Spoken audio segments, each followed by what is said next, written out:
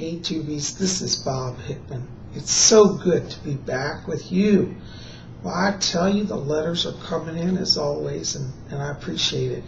I want to say thank you to all of you who came out to my last video, which was on Mother Nature's free magical tools. And I just want to say, thank you for all the support. I did that video because so many people are still having financial struggles, and they're like, "Thank you, Bob. I want to buy stuff. I just don't have anything." Well, I guess I won't practice the craft until I can buy stuff. And my response is, don't put off your spiritual life because of money. Okay? Now, some people wrote me, and they also said, "Thank you, Bob. We own Wiccan supply stores. Are you against us?" No. In fact, I encourage members of the craft, wherever you can, please buy from your vendors, your local stores, your online stores. We in the craft who have enough money should support our fellow Wiccans. So I'm not against shopping.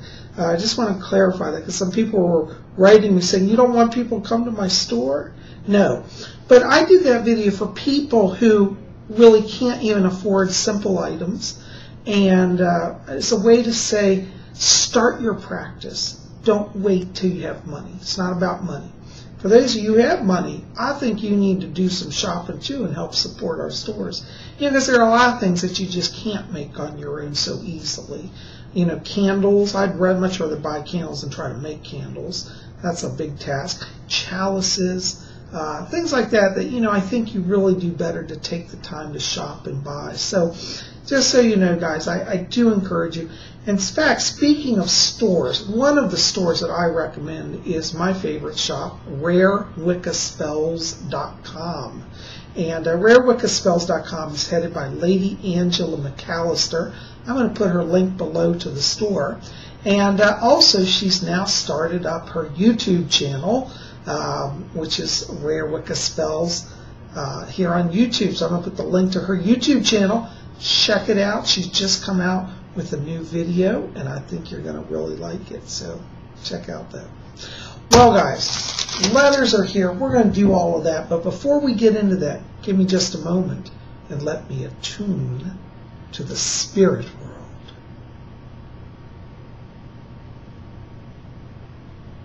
Okay.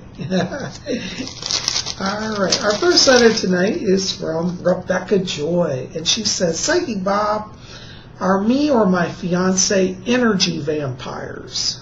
Ooh, that's a heavy question. Well, let me tell you something, Rebecca. When we talk about vampirism, for people that feel they're being drawn into that, or they're worried that they're exhibiting that, many times what that means is that at a soul level, you feel something is lacking. And sometimes you're not able to identify what where the lack is. And that's when people become energy vampires, because they try to take essence of life force of energy from others to lift themselves. Sometimes energy vampirism comes from a place of depression, and sometimes it comes from a sense of not feeling connected to your higher self and your higher source. So, are you guys energy vampires? I'll tell you, I don't see you as being full-fledged vampires, but I feel that each of you are trying to know yourselves. And I feel like you're at a crossroads where over this year you embrace your higher selves. And so I would encourage you to start every day with meditation and discover the light within. Once you understand that within you actually exists the light, because you are a spirit soul, you won't need to take energy from anybody. It's already there. Every human, everybody, no matter who you are, has that spark of divine light. So start going within more. Make it a regular practice. You'll raise your power, and you won't have to worry about, being an energy vampire. Okay? Hope that helps. Blessings to you. All right. Our next letter is from Lottie and Patrick Colgan. And they say, when did me and my love meet in past lives? Good question. Well, you know, guys, I get around you a past life. One of them is connected to the Civil War era. This was down in the South. I want to place this around Alabama. It looks like you, Lottie, you were connected to a plantation. I believe you were a daughter of a wealthy plantation owner. And Patrick, I feel that you were also connected to a plantation family. And I feel like there was like kind of a merger of the families, you know, to increase the land. You know, in those days they kind of did weddings as business partnerships. But the good thing is you two really loved each other. So even though it was a family merger, it ended up being really a good combination for you two. And I do feel like that's where it started. It was in the Civil War era. And unfortunately, Patrick died during the war. He was an officer in the military. And Lottie, you never remarried. You were so devastated. So that is the past link. And I feel both of you are back in this life to kind of continue what you didn't finish, meaning living a longer life, being together, and also not being so bound by family strictures this time. More freedom. Okay. Anyways, hope that helps. Blessings to you. All right, our next letter is Super Zach 80. He says, "Say goodbye, my dog Rox died. How is he? I miss him so much." Yeah. You know, Zach, I get this dog around you, like literally next to you. And I feel that he has made a successful transition to spirit.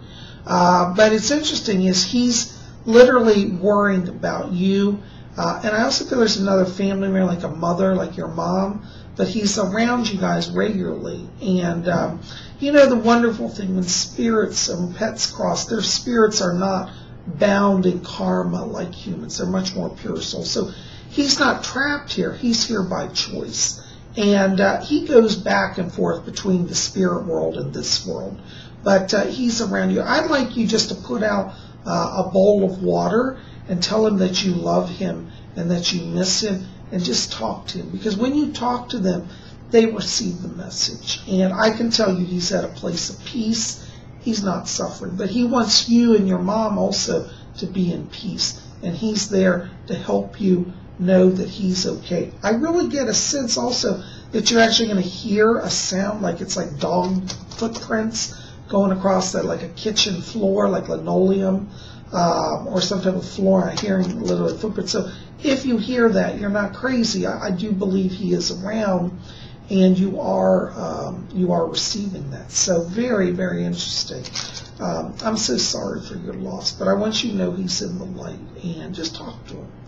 You know, he really is with you, and I will pray for you as well. I'm so sorry. You know, on a side note, for anybody, you know, a lot of people say, and I always hate this, people say, oh, well, it's just an animal, you know, and they try to brush it off like it's no big deal. But animals are part of our soul journey. They actually are part of, before we're born and we make our chart to come to life, many times we chart our animal companions as part of our journey because they come to give us love and support and to remind us how to love purely and unconditionally. And you see, Zach, your dog Rox was part of your spirit chart. So even though he had to go back because his body was failing, his spirit is eternal, and you will see him again. Oh, God bless you. You know, Zach, you also might want to watch, there's a wonderful movie called What Dreams May Come, stars Robin Williams. And I don't want to give too much of the movie away, but he dies, and the first person he meets when he goes to heaven is his dog. And I love that because, you know, what a great way to go into the spirit world. Your beloved pet comes to greet you. I don't know, that just made me cry when I saw that. And you might want to see that movie and just remember that you will see him again. God bless you. I'm with you in prayer. All right, our next letter is from Spanish Luscious. She says, Psychic Bob, what is my chart? What does that mean? And what is it that my soul is here to do? You know, Spanish Luscious, very good questions. Well, when we talk about the chart, this is what we call our blueprint, our plan for our incarnation, for our lifetime. Before we're born, we meet with angels and guides, and we plan our current lives. We say, well, I want to go to Earth, and I want to be in the 21st century, and I want to be, working in this or that. And so we have angels and guides who set all of the things in motion to help us on our journey. So by the time we're born, it's already been charted. Now, when we talk about the chart, doesn't mean that it's limited only to our chart, because we can go beyond just what's on the chart. But the chart is kind of a guideline that we feel called to. In terms of what are you here to do, one of your life themes is actually that of psychic. And you have very many spiritual gifts. And as a psychic theme person, that doesn't necessarily mean you have to be a psychic, but it means that you need to be focused on receiving information from the spirit world. And so that's one of your themes. So you came here with the idea to embrace the psychic theme. Now you also have another theme on your chart, which is a healer theme. And this means that through your connections with people, you will be a healing influence and a blessed help to many people. So I want you to understand that when people enter your life, they're there to get healing, and they're there to learn about their own soul. So you're going to get a lot of insights about people. Okay? So trust that, honor it, and be open to being a presence of healing. I think down the road you're really going to find yourself working more in an area that is healing, such as maybe doing counseling or even spiritual work, psychic work, ministry. Any of these areas is where I see you having a lot of success. Okay? Blessings to you. All right, our next letter is from Angelo Adrian. He says, Psychic Bob, if I had a past life in Ireland or Scotland, I feel so connected to those places. Actually, yes, Angela, you have. I keep picking up, actually, one of your lives was in Ireland. This looks like it was in the Middle Ages. I want to put it around 1300s. And I keep seeing you as, you were a cunning man. Do you know what those were? They're people who lived on the edge of town. They worked with herbs and herbalism. You were a healer type. You used to make up herbal concoctions. And I do believe you had a great devotion to the Fae in that life. It's interesting because, the Catholic Church kind of wanted to shut everybody down who believed in the Fae and commune with them. But you lived in a more rural area. You were not so much in the town, and people would travel from miles around to see you and to get your herbal remedies. So yes, you do have a connection to Ireland. They show me in that life you lived to be about 105 years old. Now, that was amazing, especially in the 1300s to live like that. So everybody used to say, oh, he's got some magic power. You're kind of like the wizard of the woods. That's the word Fletcher said. My spirit guide back here is telling, his name is Fletcher. For those of you who don't know about Fletcher, he's always on my side talking. But Fletcher asked me today, he said he was the wizard of the woods. So that's how you were known in that life. Okay? So yeah, I do think you've had other lives as well, more recent ones, connected to England. I also get a Victorian connection to like England, Northern England, or Scotland area as well. So yeah, you have been there a lot of times. Blessings to you. All right. Our next letter is from Akaride. I love Akaride. Hi, it's good to hear from you. Thanks for writing. Long-time follower here. Any messages for me from the spirit world? Yeah. It's interesting. When I walk into your vibration right now, I get around you a lot of orange light and also silver light. And this is the light of creativity. I feel that you're starting to open to the more creative spirit. And I want you to watch the month of May, because I see this as a transitional time. I get around you like writing. It's like you're writing a book, or you're trying to create something. It's like spirit is channeling through you and giving you a lot of inspiration. Could even be in the form of music as well. And I get travel and made connected to some of this. So you might be invited to go to a festival where you perhaps you could read poetry, or a poetry reader, a song, perform a song. But there's creativity here, particularly in May. And I get silver around this, which means it brings financial returns. So be open to your creativity. And I think this summer you're going to find that money also comes to you as a result of that.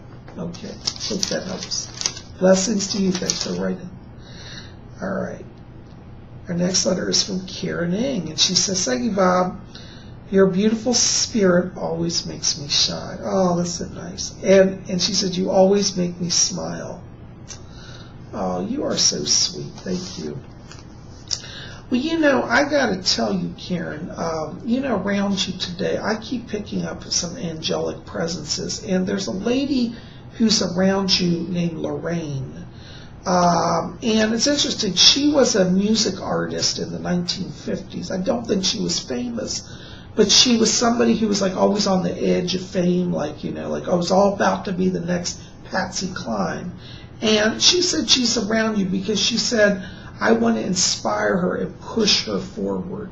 So she's helping you. Right now you're at a transition, and your music work is really going to start to pick up here. And I feel like when I go back for the last 2 or 3 months, maybe there's been a sense of being on hold with some of that. And Lorraine says, she said, I'm picking it up, picking up the energy. So you're going to start to see things really start to pop in the music area. I feel like there's some discussion of like a formal performance, like you're asked to perform, and could even be issues around recording. Yes. There's also another spirit I pick up around you, which is Janis Joplin. No joke, I'm very serious. I hear her voice. And she says, I tell her Janis is back here. And she said, I'm singing the blues.